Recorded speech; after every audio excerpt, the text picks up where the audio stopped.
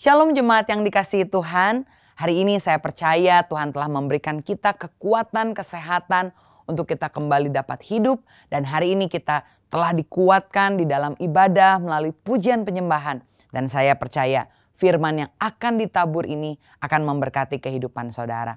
Terutama di tengah-tengah keadaan zaman sekarang di mana mudah sekali buat kita untuk memiliki pemikiran yang negatif, memiliki hidup yang negatif. Begitu banyak orang di sekitar kita, sosial media, bahkan keadaan yang membuat kita seakan-akan harus hidup dalam ketakutan. Tetapi hari ini saya berdoa bahwa firman ini akan memerdekakan saudara. Karena kita akan merenungkan tentang bagaimana iman dapat mengubah hidup negatif menjadi hidup yang positif. Saya akan bacakan firman Tuhan dalam Yohanes pasal 14 ayat yang pertama sampai yang ketiga. Firman Tuhan berkata, "Janganlah gelisah hatimu, percayalah kepada Allah, percayalah juga kepadaku. Di rumah Bapakku banyak tempat tinggal. Jika tidak demikian, tentu aku mengatakannya kepadamu, sebab aku pergi ke situ untuk menyediakan tempat bagimu. Dan apabila aku telah pergi ke situ dan telah menyediakan tempat bagimu, aku akan datang kembali dan membawa kamu ke tempatku, supaya di tempat di mana aku berada, kamu pun berada." Amin. Ada seorang ibu, dia sedang bepergian naik pesawat, tujuannya mau pergi ke Taiwan. Dia bilang, "Saya mau ketemu dengan anak saya setelah lama COVID lockdown." Dia santai sekali. Meskipun ketika pesawat mulai terguncang, ada turbulence di udara, dia begitu menikmati perjalanan seperti tidak takut. Orang yang ada di sebelahnya bingung, kenapa sih ibu ini sangat santai, sangat tenang, tidak khawatir, tidak panik. Ternyata setelah ditanya, ibu ini bilang, "Ya memang saya punya 2 orang anak. Satu ada yang di Taiwan yang saya ingin kunjungi, tapi yang satu lagi saya percaya sudah ada di sorga. Kemarin itu ketika ada wabah COVID melanda, sayang sekali tidak bisa tertolong." Dan dia bilang seperti ini, "Ya apapun lah yang Tuhan punya rencana dalam hidup saya, yang penting saya mau mengunjungi anak saya.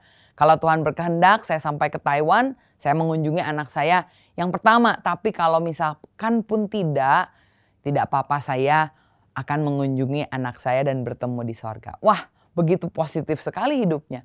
Saya percaya ibu ini tidak takut di tengah guncangan, walaupun ini hanya berbicara soal perjalanan ya, tetapi dia bisa melihat segala sesuatu dari kacamata yang benar. Dan ini kunci mengapa dia bisa memiliki ketenangan.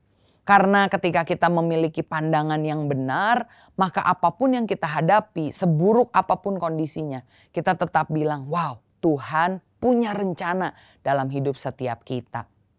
Bagaimana dengan saudara? Hari ini adakah goncangan yang seringkali membuat saudara cepat panik, cepat takut, cepat gelisah? Banyak orang zaman sekarang bilang bahwa dia ini menderita panic attack. Semua membuat dia menjadi beku, tidak bisa berbuat apa-apa. Dan memang betul kalau kita lihat keadaan sekitar, belum virus COVID selesai, katanya sekarang ada lagi virus-virus yang baru. Belum lagi sekarang ditambah ada perang yang kita dengar setiap hari. Ada eskalasi tensi, tegangan antar negara. Ada bencana alam, ada gempa, ada banjir. Bahkan secara ekonomi ada isu resesi. Dan kalau kita hanya berfokus kepada hal-hal ini, kondisi-kondisi yang sebetulnya sifatnya sementara kalau kita lihat dari kacamata kekekalan, tentu kita akan kehilangan damai sejahtera. Sudah berapa hari saudara sulit tidur memikirkan hal-hal ini. Karena itulah di dalam Yohanes 14 kita diingatkan, firman Tuhan jelas berkata, "Jangan gelisah hatimu." Kalau saudara sedang gelisah hatimu, hari ini saya mau bilang, ini firman buat saudara. Jangan gelisah hatimu. Sama-sama katakan dengan saya, jangan gelisah hatimu. Tulis di kolom komen, jangan gelisah hatimu. Bagaimana kita tidak gelisah? Firman Tuhan bilang, percayalah kepada Allah. Artinya kita bukan tidak jadi gelisah.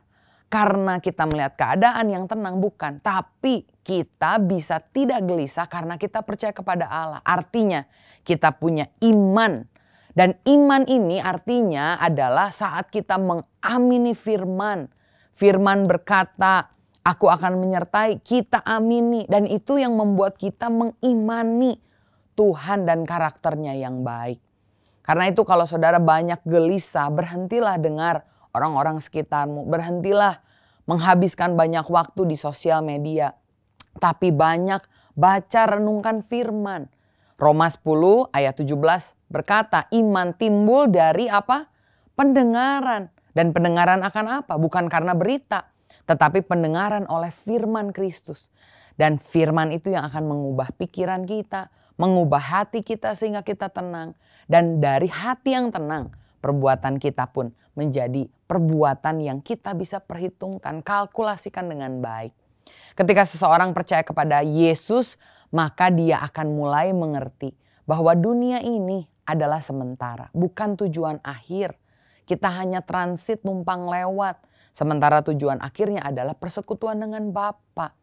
Karena itu jangan khawatir.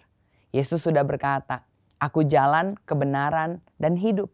Dan tidak ada seorang pun yang datang kepada Bapa kalau tidak melalui aku. Karena itulah kita harus hidup di dalam jalannya Yesus. Tidak perlu takut. Kalau hari ini saudara belum pernah mengenal sang jalan kebenaran, sang Raja Damai, Tuhan Yesus, hatimu akan selalu gelisah. Saudara boleh pergi ke psikolog, ke orang-orang yang saudara percaya. Tapi saya yakin kegelisahan hatimu hanya bisa ditenangkan oleh Tuhan Yesus Kristus. Karena itu saya mau tantang saudara yang mungkin mendengar khotbah ini tapi belum pernah mengenal Yesus. Belum pernah menerima Yesus sebagai Tuhan dan Juru Selamat. Hari ini ambil keputusan, terima Yesus sebagai Tuhan dan Juru Selamat. Seorang rasul bernama Paulus di dalam firman Tuhan, kita bisa melihat hidupnya banyak goncangan, banyak masalah. Tapi dia santai, dia tenang, dia tidak mudah gelisah, tidak panik. Karena dia tahu dia sudah menerima Yesus dalam hidupnya. Sehingga bagi dia bilang, bagiku mati adalah keuntungan tapi hidup adalah Kristus. Sehingga waktu dia di penjara bukannya dia mau kabur, dia menggerutu, dia marah. Tidak, dia malah menyanyi. Dan mujizat datang karena ketika dia menyanyi, tembok-tembok hancur. Sehingga dia bisa keluar, tapi dia memilih untuk tidak keluar. Karena memang bukan itu yang membuat dia tenang. Satu kali dia dipatok ular. Bukannya panik, takut. Saudara tahu kalau kita dipatok ular berbisa, waktu itu begitu penting. Harus segera dikeluarkan, harus dikasih obat. Tapi malah setelah dipatok dia kebaskan ularnya, dia pergi dan dia malah menyembuhkan orang lain. Dia tidak terkena racun karena dia tahu hidupnya itu adalah milik Kristus. Ketika dia ada di penjara sendirian, dikasih penjaga 2 orang menjaga dia, penjagaan ketat sekali. Malah Rasul Paulus menginjili prajurit yang ada di istana. Dia bahkan bilang, wah kalau saya nggak jadi tawanan, saya nggak akan pernah bisa masuk ke dalam istana. Tapi puji Tuhan, karena saya ditawan, saya bisa masuk ke dalam istana. Pandangannya bukan pandangan manusia, tetapi pandangan Tuhan. Kalau kita seringkali ketika dapat berkat, aduh takut hilang ini berkat, jadi tidak bisa dinikmati.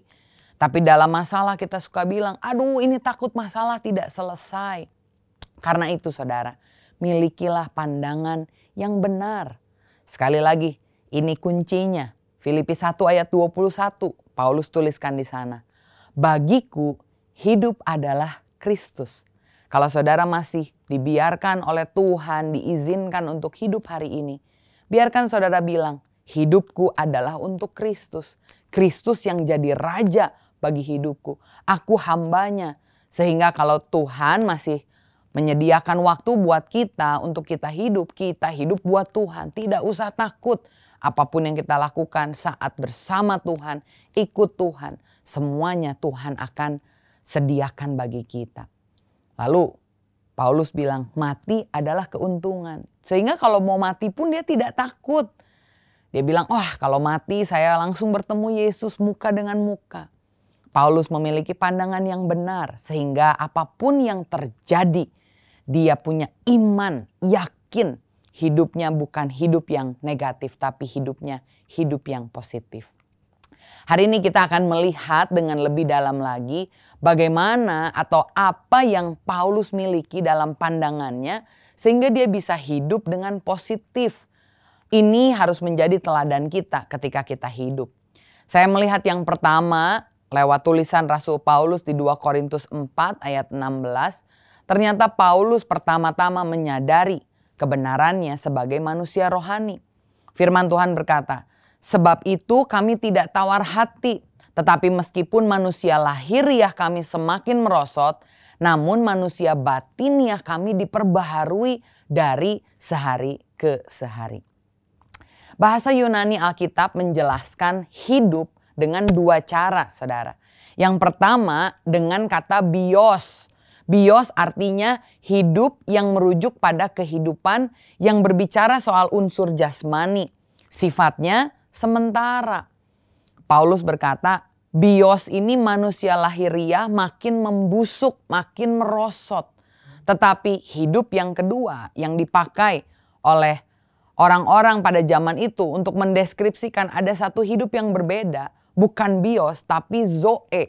Ini adalah hidup yang merujuk pada kehidupan yang mencakup unsur rohani dan bersifat kekal. Menurut saudara mana yang lebih penting? Bios atau zoe? Tentu bios juga penting, tapi zoe itu jauh lebih penting. Karena kehidupan inilah yang dibawa oleh Yesus Kristus sebagai Tuhan dan Juru Selamat. Yohanes 10 ayat 10 berkata, pencuri datang hanya untuk mencuri dan membunuh dan membinasakan. Tetapi Yesus berkata, aku datang supaya mereka mempunyai hidup. Dan hidup ini bukan sekedar hidup jasmani, tetapi hidup rohani. Hidup yang diberikan kelimpahan di dalamnya. Tapi seringkali sayangnya kita justru lebih sering mementingkan bios daripada zoe. Kita mengabaikan unsur rohani. Kita hanya mementingkan yang jasmani. Buktinya apa? Ada seorang bapak datang ke gereja. 3 tahun lalu dia datang karena usahanya lesu. Dan dia datang sama pendeta untuk didoakan biar usahanya maju. Tapi kemudian setelah 3 tahun, setelah didoakan benar saudara usahanya maju. Tapi sayangnya 3 tahun absen, tiba-tiba satu hari datang. Dia datang lagi ke pendeta yang dulu mendoakannya. Pendetanya ingat, loh bapak kan yang saya doakan waktu itu kan. Kemana aja saya kok nggak lihat baru nongol hari ini. Lalu bapaknya bilang, iya nih Pak Pendeta luar biasa sekali. Bagaimana doa itu mengubah sesuatu. 3 tahun yang lalu usaha saya semua rusak tapi Tuhan perbaiki. Lalu kemana aja kata pendeta. Lalu bapaknya bilang, nah ini masalahnya. Setelah usahanya maju Pak, sulit buat saya untuk cari pegawai yang saya bisa percaya. Jadi saya terpaksa harus bekerja sampai hari Minggu pun harus buka toko, terima pesanan. Saya jadi gak bisa ke gereja lagi. Baru hari ini saya bisa ke gereja. Wah puji Tuhan akhirnya bisa kembali ya. Bagaimana sudah menemukan pegawai yang cocok? Lalu bapak ini sambil ketawa-ketawa bilang, oh bukan Pak, sekarang usaha saya sudah bangkrut. Jadi saya sudah tidak punya kegiatan lagi, makanya saya ke gereja. Sering kali kita menunggu waktu. Kalau yang jasmani itu sudah gagal, baru kita kembali ke yang rohani. Saat usaha kita gagal, kita berdoa.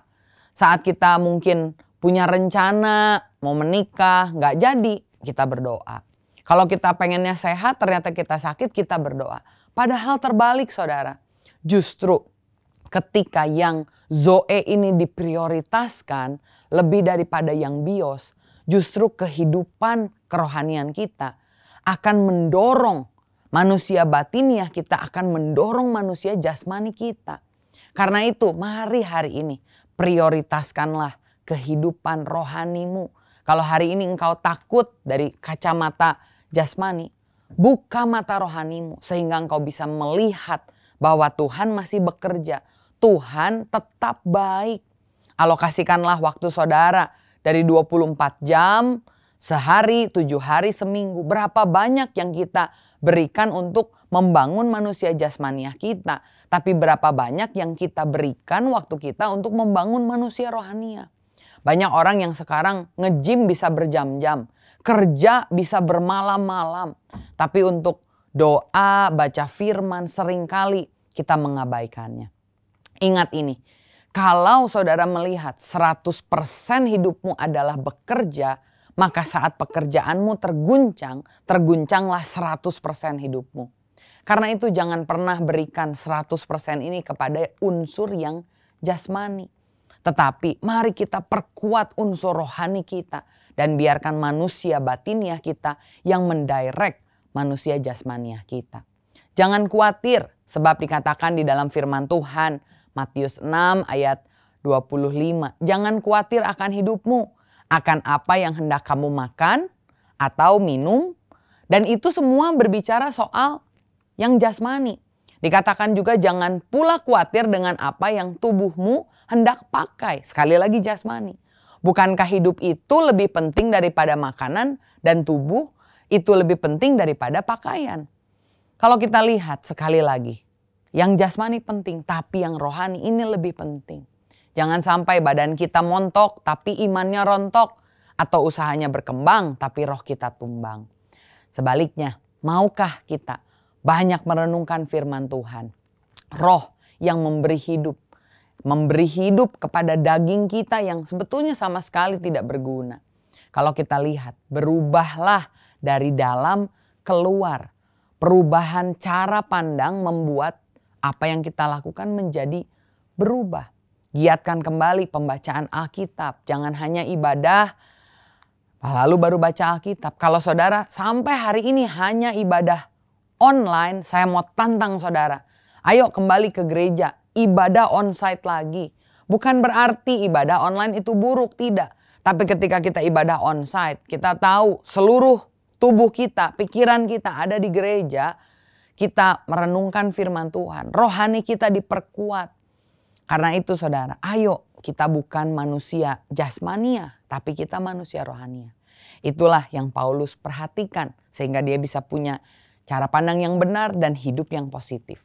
Tapi yang kedua saya lihat, dia melanjutkan di 2 Korintus 4 ayat 17-18. Di situ jelas terlihat bagaimana Paulus bukan hanya melihat hidupnya sebagai manusia rohani, tapi dia meyakini juga kepastian tentang janji Tuhan. Dikatakan firman Tuhan, sebab penderitaan ringan yang sekarang ini mengenakan bagi kami kemuliaan kekal yang melebihi segala-galanya. Jauh lebih besar daripada penderitaan kami. Sebab kami tidak memperhatikan yang kelihatan, melainkan yang tidak kelihatan. Karena yang kelihatan adalah sementara, sedangkan yang tidak kelihatan adalah yang kekal. Ada sebuah pertempuran di zaman Jepang waktu kuno. Pertempuran ini disebut sebagai pertempuran Okehazama antara Nobunaga dengan Yoshimoto. Dan kalau saudara lihat ternyata si Nobunaga ini masih muda, dia pasukannya masih sedikit. Tapi pada akhirnya ketika melawan Jenderal Yoshimoto, Nobunaga bisa menang dengan kemenangan yang gilang gemilang. Kenapa? Karena sebelum berperang, Nobunaga ini memberikan speech, memberikan pengantar, penyemangat buat pasukan yang sedikit ini. Lalu dia datang ke kuil, dia berdoa di sana, setelah selesai dia keluar dan dia bilang sama pasukannya, saya punya koin. Dan dia bilang, dewa-dewa ini bisa berbicara sama kita lewat koin ini. Kalau saya lemparkan dan keluar kepala, maka kita harus berperang dengan baik dan kita pasti menang. Kalau keluarnya ekor, kita akan cari cara lain untuk berperang karena hari ini kemungkinan besar kita kalah. Dia lempar koinnya, dia buka itu koin, ternyata memang waktu dibuka yang keluar kepala. Karena itulah pasukannya, wow semangat sekali dan benar hari itu dia menang dengan gilang gemilang. Tapi selidik punya selidik, ternyata koin Nobunaga ini adalah koin yang spesial. Karena kedua sisinya mungkin salah cetak atau seperti apa. Tapi kepala sisinya itu bukan kepala dan ekor. Dua-duanya kepala. Jadi sebetulnya Nobunaga ini sedang mensiasati agar pasukannya semangat, punya pandangan yang benar. meskipun dengan tipu muslihat. Saudara, janji Tuhan itu tidak seperti koin Nobunaga yang penuh tipu muslihat. Janji Tuhan itu adalah janji yang iya dan amin. Bahkan dikatakan oleh firman Matius 24 ayat 35. Langit dan bumi akan berlalu, tetapi perkataan Tuhan, firman Tuhan, janji Tuhan tidak akan pernah berlalu. Apa yang seringkali membuat kita ragu akan janji Tuhan? Kalau saya perhatikan, yang pertama, keadaan yang kita lihat dari kacamata kita. Tapi kita sudah lihat, di poin yang pertama kita harus ubah kacamata kita menjadi kacamata rohani. Tetapi yang kedua, seringkali bukan hanya diri kita yang membuat kita tidak bisa melihat dengan baik janji Tuhan. Tapi ada omongan orang. Seringkali kita sering mendengar omongan orang sehingga janji yang harusnya kita terima malah harus tertunda. Saudara ingat bagaimana orang Israel harusnya masuk ke tanah Kanaan dijanjikan oleh Tuhan.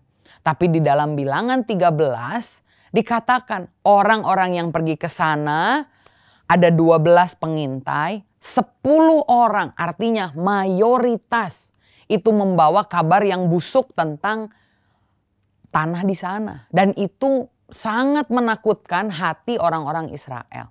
Sementara 2 orang, Yosua dan Kaleb, memberikan laporan yang baik. Saudara perlu lihat, 10 bilang yang tidak baik, 2 bilang yang baik. Sayangnya orang Israel dengar yang 10. Seringkali kita pikir suara mayoritas itu yang benar. Tapi saudara perlu lihat firman Tuhan sekali lagi. Ada kebenaran, ada janji yang mungkin tidak populer saudara. Mungkin yang mengikutinya sedikit. Tapi kalau kita lihat ini janji Tuhan, walaupun yang ikut hanya 2, saudara harus pegang janji itu. Karena kita lihat bagaimana bangsa Israel pada akhirnya, karena mengikuti suara orang-orang ini, 10 orang ini, hanya ada 2 yang bisa masuk ke dalam tanah perjanjian di angkatan itu. Termasuk Musa pun, pemimpinnya pun tidak bisa masuk. Diputar di dalam padang gurun sampai akhirnya generasi itu 20 tahun ke bawah semua selamat, 20 tahun ke atas harus meninggal. Karena itu kita lihat janji Tuhan iya dan amin. Jangan ragukan janji Tuhan, tapi bangkitkan iman saudara. Jangan sering tanya mengapa Tuhan, dan itu membuat kita menjadi kecewa. Padahal kalau fokus kita bukan keadaan, kalau fokus kita adalah janji Tuhan, maka kita akan jadi kuat. Teladanilah kumbang saudara. Kumbang itu harusnya tidak bisa terbang karena badannya besar, sayapnya kecil. Ilmuwan bilang semua kumbang tidak bisa terbang. Tapi karena kumbang tidak pernah mendengarkan ilmuwan, dia cuma tahu saya diciptakan dengan sayap, dia terbang maka dia terbang. Sama seperti itu, hidup kita dikelilingi dengan orang-orang yang mungkin seringkali menjatuhkan iman kita. Menjatuhkan kepercayaan kita kepada Tuhan. Atau bahkan mempertanyakan janji Tuhan, mengolok-olok Tuhan. Tapi hari ini kalau saudara pengen punya hidup yang positif, tidak takut, tidak gelisah. Maukah saudara percaya kepada Tuhan? Meskipun di hadapan saudara ada raksasa yang besar, ada masalah yang besar. Tapi maukah saudara percaya bahwa Allah yang kita sembah jauh lebih besar. Dan ketika kita menyadari itu, hidup kita menjadi hidup yang positif. Yang pertama tadi, lihat bahwa hidup kita bukan hidup atas jasmani saja. Tapi kita adalah manusia rohani. Hidup mementingkan yang rohani. Yang kedua, ingat janji Tuhan. Ya dan amin. Itu membuat iman kita kuat. Hidup kita menjadi positif. Tapi yang ketiga saya melihat ini yang penting juga. 2 Korintus 5 ayat yang kelima Rasul Paulus tuliskan. Dikatakan oleh firman Tuhan, tetapi Allah lah yang justru mempersiapkan kita untuk hal itu dan yang mengaruniakan roh kepada kita sebagai jaminan dari segala sesuatu yang telah disediakan bagi kita. Kalau kita lihat bukan hanya dengan kekuatan kita bisa hidup positif. Tetapi firman Tuhan berkata, ada roh yang dikaruniakan kepada kita. Artinya Roh Kudus ini diberikan kepada diri kita, kepada manusia batiniah kita. Sehingga walaupun memang untuk berfokus terus beriman itu tidak mudah. Tetapi kalau kita mengandalkan Tuhan, tahu bahwa Tuhan telah memberikan Roh Kudus-Nya, pribadi Allah sendiri masuk dalam hidup kita. Dia yang akan mengingatkan kita segala sesuatu. Bukan untuk dunia ini, tetapi untuk kekekalan. Ingat bahwa Roh Kudus adalah Roh Allah sendiri yang membangkitkan Yesus dari antara orang mati. Dan Roh itu yang dicurahkan, diberikan kepada kita. Oleh sebab itu, jangan biarkan kita ikut apa kata dunia. Sebaliknya, dengan kekuatan Roh Kudus kita tundukkan, taklukkan keadaan di sekitar kita. Efesus 3 ayat 16-19. Ini ayat yang sangat baik. Dikatakan oleh firman Tuhan, aku berdoa supaya Ia menurut kekayaan kemuliaannya menguatkan dan meneguhkan kamu oleh Roh-Nya di dalam batinmu. Roh Allah menguatkan pertama-tama manusia batiniah kita. Ayat 17 dikatakan sehingga oleh imanmu Kristus diam di dalam hatimu dan kamu berakar serta berdasar di dalam kasih. Saudara lihat, pertama manusia batiniah ada dalam hati, kemudian terwujud dalam manusia jasmaniah, dalam kasih. Aku berdoa supaya kamu bersama-sama dengan segala orang kudus dapat memahami betapa lebarnya dan panjangnya dan tingginya dan dalamnya kasih Kristus. Dan dapat mengenal kasih itu sekalipun ia melampaui segala pengetahuan. Aku berdoa supaya kamu dipenuhi dalam segala kepenuhan Allah. Di dalam kita ketika ada Roh Kudus, di dalam hidup yang kita sudah terima Yesus di sana, ada kasih Allah yang kita bisa rasakan. Percaya saudara hari ini bahwa kasih Allah dan anugerahnya itu cukup untuk mendorong kita memiliki kehidupan yang positif.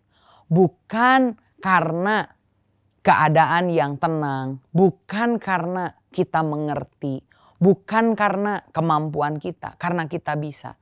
Tetapi percaya Roh Kudus akan menuntun dan menolong kita senantiasa. Pastikan untuk memiliki iman yang kuat. Iman yang melihat manusia rohani itu harus diutamakan daripada manusia jasmani. Iman yang mau berkata janji Tuhan ya dan amin. Iman yang percaya bahwa kita tidak pernah sendirian. Tapi Tuhan telah memberikan Roh Kudus untuk menolong kita menghadapi segala sesuatu. Dan saya percaya saudara tidak akan lagi gelisah, tidak akan lagi takut. Karena saudara bisa percaya kepada Tuhan. Iman mengubahkan hidup yang negatif menjadi hidup yang positif. Kiranya firman ini memberkati saudara dan saya berdoa agar Tuhan mengubahkan hidup saudara. Sehingga bukan hanya saudara yang menjadi positif, tapi kehidupan saudara memberikan dampak yang baik untuk orang-orang di sekitar saudara. Mari tundukkan kepala, kita sama-sama berdoa. Bapa mengucap syukur ketika kami hidup bukan hidup untuk dunia ini. Tapi kami sedang berjalan menuju kekekalan, bertemu dengan Bapa di sorga. Karena itu Tuhan kami mau memakai kacamata yang benar, kacamata iman Tuhan. Sehingga kami dikuatkan, kami dimampukan untuk hidup secara positif. Bukan seperti positivity yang diberikan oleh dunia. Tapi hidup yang positif karena kami beriman kepada Tuhan. Ampuni kalau kami selama ini gelisah, kami takut. Dan hamba-Mu berdoa Tuhan di dalam nama Tuhan Yesus. Kalau ada orang-orang yang mendengar firman ini dan masih takut. Biarkan mereka mengambil keputusan untuk bersandar kepada Tuhan Yesus Kristus. Karena kami percaya kami diciptakan bukan untuk dunia ini. Kami diciptakan untuk kekekalan. Dan kami yakin Tuhan akan janji-Mu, akan bantuan Roh Kudus-Mu yang akan menolong kami memiliki hidup yang positif. Terima kasih Bapa, materaikan firman-Mu, urapi kami semua hanya di dalam nama Tuhan Yesus Kristus. Haleluya, amin. Tuhan Yesus memberkati, tetap semangat.